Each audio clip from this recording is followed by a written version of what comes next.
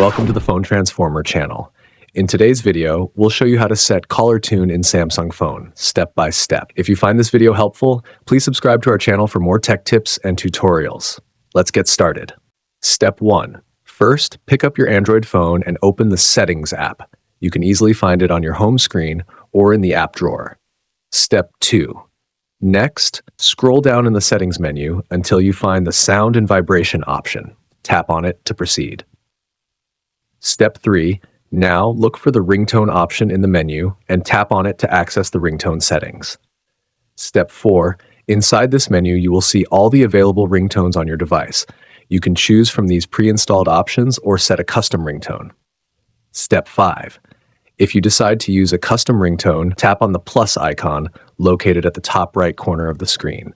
This will allow you to browse and select a file from your storage. Step 6.